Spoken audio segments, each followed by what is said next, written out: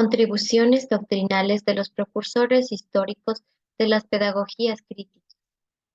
Dentro de los principales personajes quienes contribuyeron con el progreso de la educación fueron Jean-Jacques Rousseau, Johann Heinrich Pestalozzi, Freiherr Froebel, John Dewey, Celestine Freinet. A continuación vamos a ver una parte biográfica de cada uno y las contribuciones más importantes que ellos hicieron en la educación. Tenemos sobre Jean-Jacques Rousseau.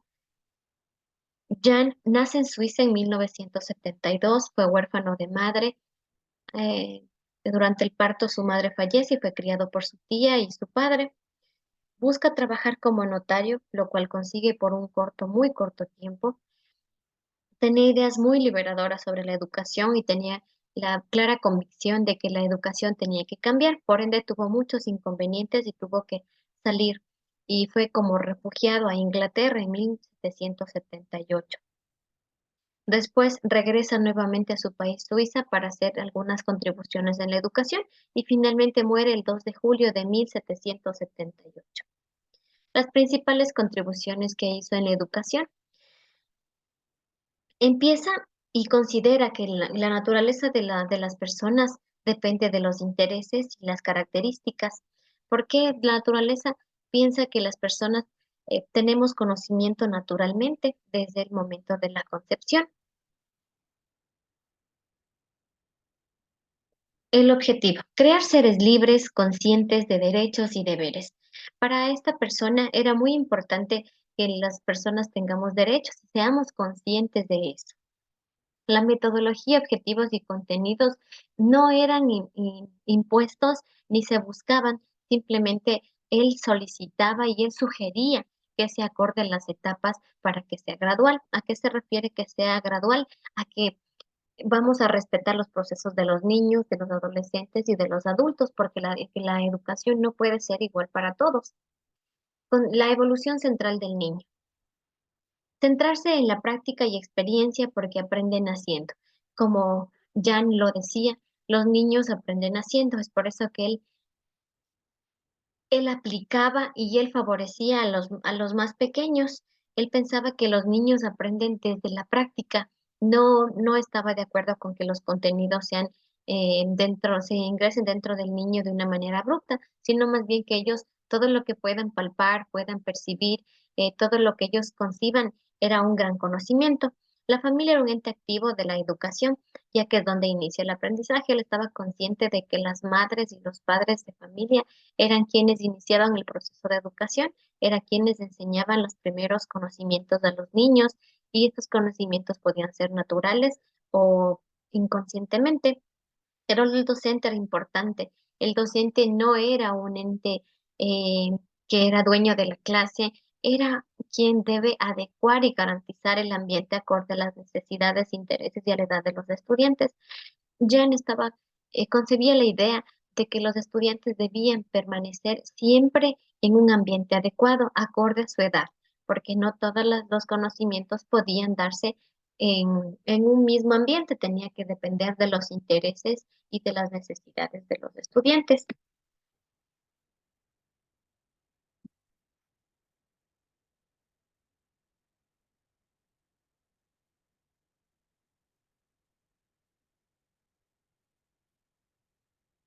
John Heinrich Pestalozzi nace el 12 de febrero de 1740 en Alemania, huérfano de padre, su padre fue un médico y así que debe crecer con su madre, con quien tiene muchos problemas económicos. Pese a eso, a sus 18 años entra o ingresa a la universidad a estudiar teología y jurisprudencia, pero no lo concluyó. Estuvo detenido en una cárcel y fue cuando él entendió la injusticia social de que únicamente los niños citadinos y niños que tenían económicamente posibilidades podían estudiar y los niños del campo no podían estudiar. Se casa en 1767 con Anna Chalters y fallece en Suiza el 17 de febrero de 1827. Las contribuciones a la educación. Fue discípulo de Rousseau. La metodología era la intuición, ya que las personas aprendemos a través de los sentidos. La pedagogía fue enfocada en la educación infantil integral, basada en desarrollar cabeza, mano y corazón. Esto se basaba en que los niños debían ser conscientes de los conocimientos que adquirían, debían palpar los nuevos conocimientos, es decir, el proceso de aprendizaje debería ser práctico y todos los conocimientos se acumulaban en el corazón, nada era memorístico. Defendía el trabajo colaborativo, ya que consideraba que su medio de aprendizaje marcaba un ejemplo claro de que, por ejemplo, los padres cuando solían trabajar, ellos ya adquirían un conocimiento, salían a hacer trabajos colaborativos con otras personas de su mismo lugar y eran trabajos colaborativos que de una u otra manera les dejaban un conocimiento. Fundamentaba que la actitud de los maestros podía ser repetida por los educandos. Él ponía un ejemplo claro de que cuando un docente grita en el aula, un docente intenta imponer cualquier regla dentro del aula gritando, los estudiantes lo iban a contestar gritando también, o de pronto los estudiantes podían repetir este patrón de agresión fuera de la escuela gritando. El aprendizaje iniciaba con conocimientos previos, los conocimientos que por naturaleza, que tuvieron en su entorno, en su vida cotidiana, esos conocimientos podían ser utilizados para iniciar un nuevo proceso de aprendizaje en los estudiantes. Se preocupaba por el desarrollo motricidad fina y gruesa. La motricidad fina y gruesa era aquella que hasta ahora se utiliza con los niños con pequeños rasgos y grandes rasgos. Aún lo usamos y seguirá usándose. El primer contacto afectivo entre madre e hijo era obviamente en el momento del parto, cuando una madre abraza a su hijo y este se forma un vínculo tan grande que es el primer contacto afectivo. Con este contacto afectivo muy asertivo, se puede formar el círculo social. Tenía la oposición total a la memorización, más bien sugería la observación, experimentación, descripción y percepción. El material didáctico como una herramienta de educación fue uno de los propulsores en cuanto al material didáctico, quien añadía que las personas aprendemos cuando practicamos. Todos los conocimientos que adquirimos los podemos guardar mejor cuando practicamos. La educación debe fomentar capacidades considerando etapas para desarrollar fuerzas individuales creativas. También estaba de acuerdo en que los conocimientos debían darse por etapas y por necesidades. Friedrich Roubel nace en Alemania en 1782, menor de 6 hermanos, su padre un pastor de profesión y su madre fallece 9 meses después de su nacimiento. Por ende, es criado por su padre. Aprende a ser guardabosque, trabaja corto tiempo como guardabosque y en 1805 da inicio en el mundo de la educación junto a Pestalozzi en Suiza. Viaja a Suiza para conocer a Pestalozzi y obtiene grandes ideas y comparte con él y trabaja un tiempo. Luego regresa a Alemania en 1811 y estudia filosofía.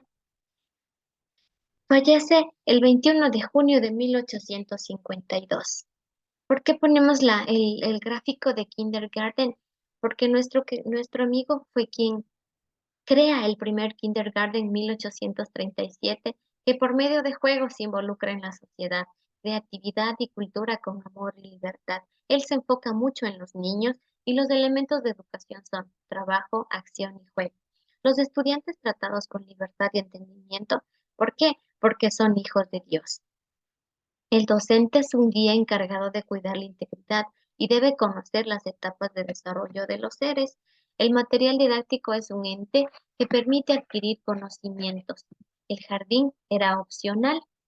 Además, mencionaba que la participación de las mujeres era primordial debido a su don maternal, lugar donde los niños adquirían capacidades mentales, físicas y espirituales. Aquí hacemos un énfasis para añadir que cuando se inventó el kindergarten, él sí mencionaba que la parte materna de las mujeres es muy importante para el desarrollo integral y físico y espiritual de los niños.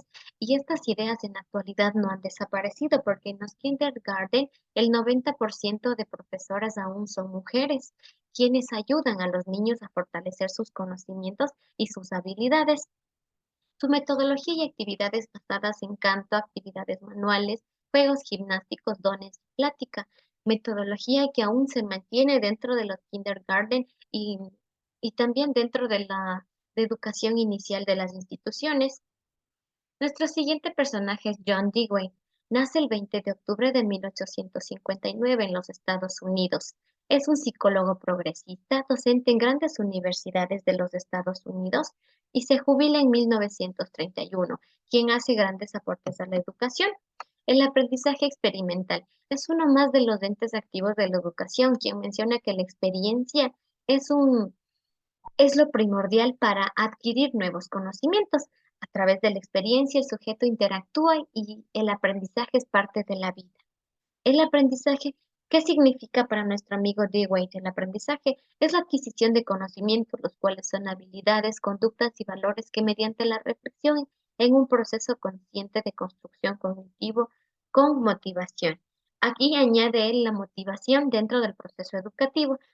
Él además nos da los procesos de aprendizaje, los cuales en la actualidad aún se mantienen y son tomados muy en cuenta dentro de las planificaciones curriculares que se realizan. Procesos de aprendizaje, la experiencia, competencias usando conocimientos previos, lo que ya ha vivido y lo que puede ser útil para adquirir nuevos conocimientos. Observación, reflexión. Ser conscientes, pensar en qué decir. La observación y la reflexión permitirá que los estudiantes hagan un análisis de lo que ya saben para que piensen en lo que pueden aplicar. La conceptualización, construcción y apropiación de aprendizajes con guía docente y con alumnos activos. La conceptualización se basa básicamente en la construcción, en edificar todos los conocimientos que pueda adquirir un estudiante activo. Y el docente simplemente será una guía, no será quien pone los conocimientos dentro de un estudiante y no será quien manipula la clase, solo será un guía. Aplicación conceptualizada, el análisis de aplicación e interpretación de que puede entender los nuevos conocimientos.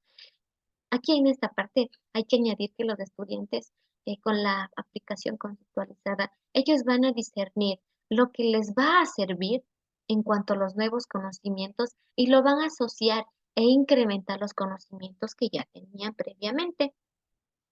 Nuestra última persona es Celestine Freinet. Nace el 15 de octubre de 1896 en los Alpes Marítimos de Francia. Acude a la escuela de maestros en Graz.